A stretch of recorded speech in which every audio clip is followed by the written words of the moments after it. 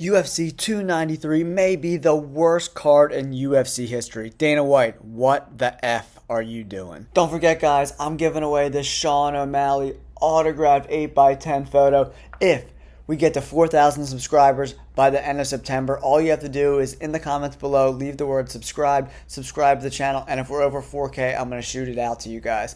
Alright, let's go to the video. My head is in intense pain just looking at this absolute abomination of a card.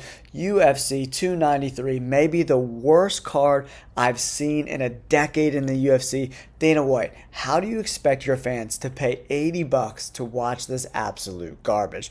Alright, I'm going to go into the main card of UFC 293 and let you know why none of these fights should be on a pay-per-view, let alone any of them.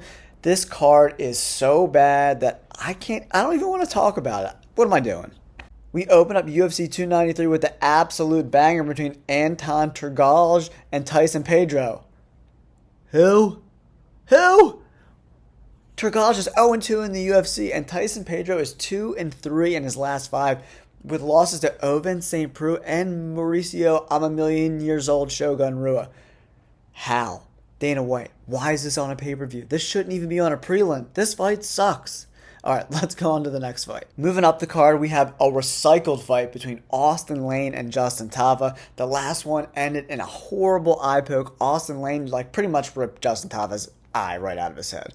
And then now, we don't even get a new exciting fight for a pay-per-view. We get some recycled garbage. Put this on a fight night in East Bumblefuck. Why is this on a pay-per-view? Austin Lane doesn't even have any fights in the UFC. His only fights are on the UFC Contender Series and some bum establishments. And Justin Tava, he's alright, but these guys are mediocre at best heavyweights. And it's the second fight on a pay-per-view card. Why? This fight can't even headline the prelims. I'm stuttering because this card is so bad. What the hell is going on? I don't even know. This, Dana White, why are you so bad at making pay-per-views? Why? You know what gets me really excited for a pay-per-view?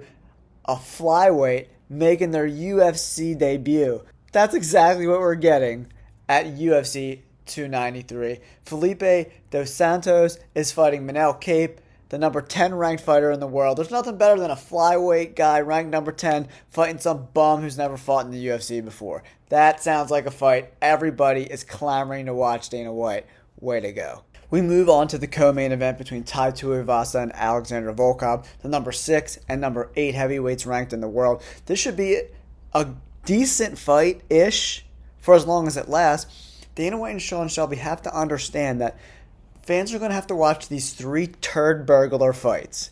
And then we're going to get the Volkov-Tai Tuivasa fight. And what's that going to last? 2 minutes? One of them's going to get KO'd within the first 2.5 minutes of the first round. And then it's over. So you get 3 turds.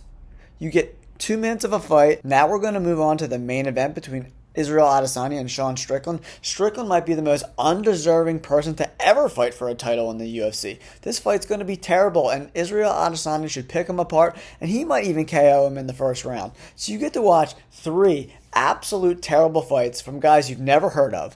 Then we're going to go to 2 heavyweights that are going to knock the shit out of each other in 60 seconds, and that fight's going to be over. And then we move to another fight that shouldn't be competitive at all. I don't understand why anyone would pay for this card. You pretty much know how these final 2 fights are going to end, and the first 3 should be on the prelims. They shouldn't even be sniffing pay-per-view cards. Sean Shelby and Dana White did UFC fans an incredible disservice by putting this card together.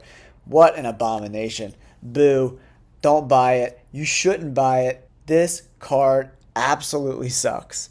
But we have some better cards, hopefully, moving forward. I'm hoping that in December they can put a super card together. There are so many fights that should be put on this UFC 296 card with Conor McGregor and Michael Chandler.